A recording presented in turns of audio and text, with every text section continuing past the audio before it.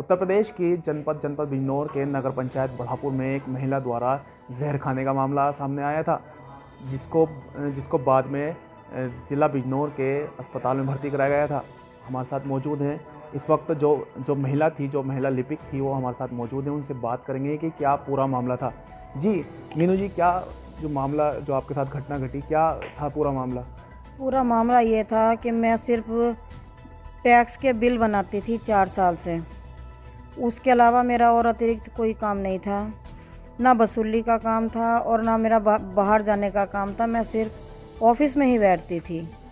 जो गबन का आरोप मुझ पर लगाया गया है वो बेबुनियाद है, क्योंकि इस 4 साल में ना मेरे हाथ से कोई चालान जमा हुआ, ना कोई रसीद कटी और ना ही कोई पैसा मेरे नाम पर कहीं कोई नगर पंचायत में वो अधिशासी अधिकारी जमा दिखा सकते हैं।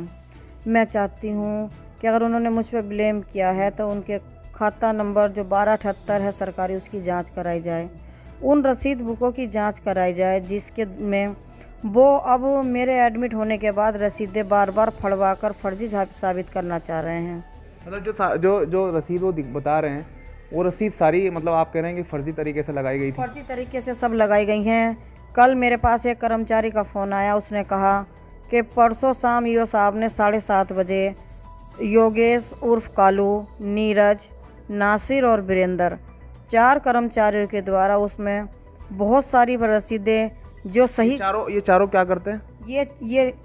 ये योगेश उर्फ कालू जो है ये आउटसोर्सिंग पर है, और वीरेंद्र, नासिर, ये दोनों जो भी कर्मचारी हैं ये सफाई कर्मी की नियुक्ति पे हैं और नीरज चपरासी की नियुक्ति पर है। इससे पहले भी नीरज पर एक 3.5 लाख रुपए का गबन का इल्ज़ाम लगा है, जो 12% के ब्याज की दर से उसने जमा किया था। यह नीरज का दूसरा मामला है जो अब वो मेरे से ये गबन जो बता रहे हैं, ये किसने किया? ये पहले नीरज ने किया था और अब ईओ सेवाराम राजभर और नीरज दोनों ने मिलकर किया है, जो अब भी रसीदें बराबर फाड़ रहे हैं, सिर्फ इसलिए कि मुझे ब्लेम करने के लिए, क्योंकि मेरे पास उनकी एक ऑडियो वीडियो जो उन्होंने कहा है कि पैसा हम जमा कर देंगे। तो जब गबन मैंने वो ऑडियो आपके पास है? ऑडियो मेरे पास है, लेकिन जिस दिन मैं कोर्ट में जाऊंगी मैं उस समय उसे पेश करूंगी। वही मेरा एक बचाव का रास्ता है।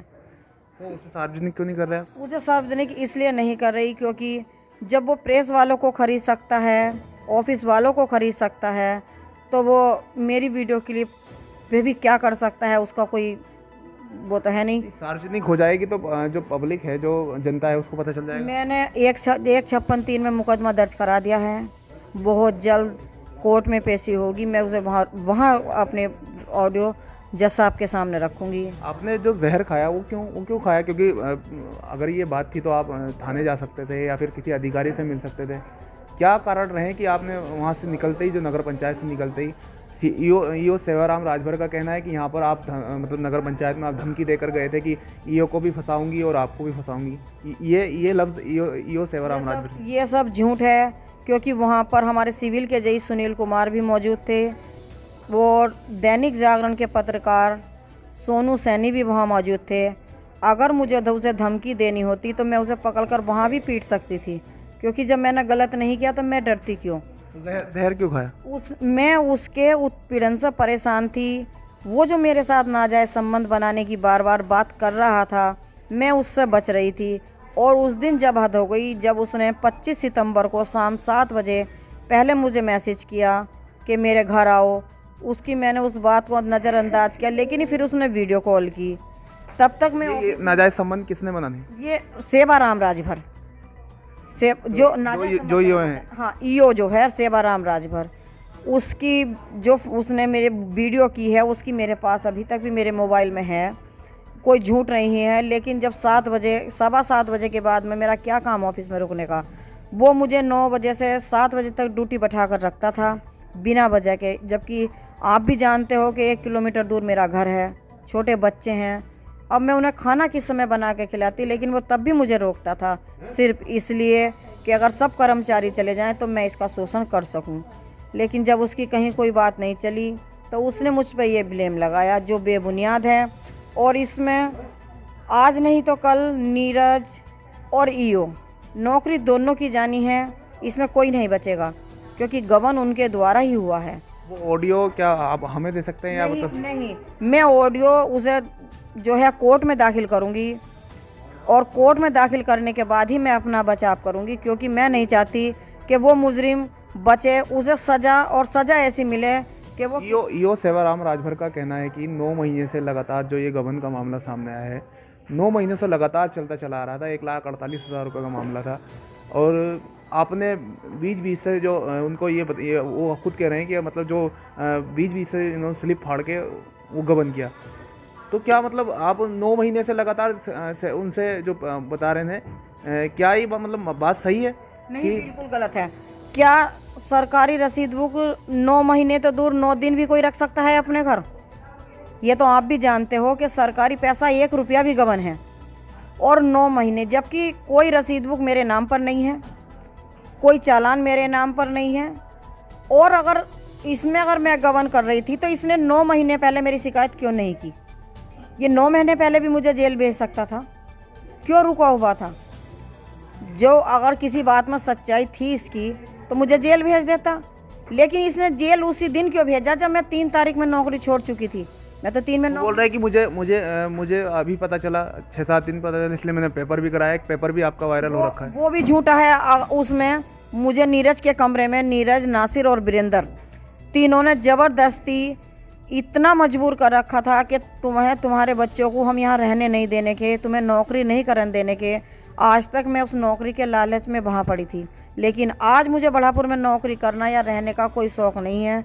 सिर्फ मैं चाहती हूँ नीरज, सेवाराम, ईओ, नासिर और वीरेंद्र, इन चारों को जो जायज़ है जो वो सज़ा दी जाए।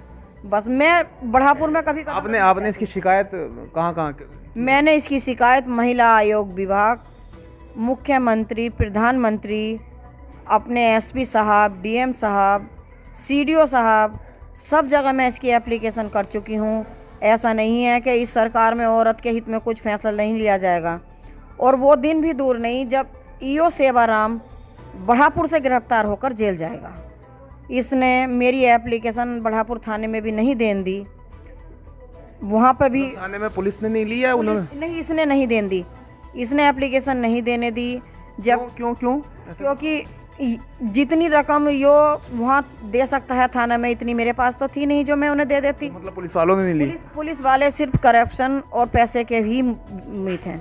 उन्हें पैसा चाहिए, जो पैसा देगा वो उसकी एप्लीकेशन लिखेंगे। इसलिए मुझे मजबूरन अब एसपी साहब को एप्लीकेशन देनी पड़ी। तो क्या मुकदमा मतलब जो एफआईआर दर्ज हो गई? एफआईआर दर्ज हो चुकी है, और उसमें मुकदमा दर्ज कराने के बाद ही अब जो भी फैसला होगा वो मुझे मंजूर है। तो ये थी हमारे साथ मीनू देवी, जो आउटसोर्सिंग पर नगर पंचायत बढ़ापुर में अपना कार्यरत थी, और जिन्होंने जहर खाया था। उनका साफ तौर पर कहना है, जैसे कि ईओ सेवाराम राजभर ने कहा था, कि लगभग 9 महीनों से लगातार 1,48,000 रुपये का जो गबन मीनू देवी ने किया था, उसको लेकर मीनू देवी का साफ तौर पर इनकार कर रही हैं। मीनू देवी साफ तौर पर इनकार कर रही हैं कि उनके द्वारा कोई भी गबन नहीं किया गया है, और जो भी रसीद बुक हैं वो मतलब जो परमानेंट कर्मचारी होता है उसको दी जाती है। मुझे आउटसोर्सिंग पर क्यों दी गई और किस लिए, ये देखने वाली बात होगी।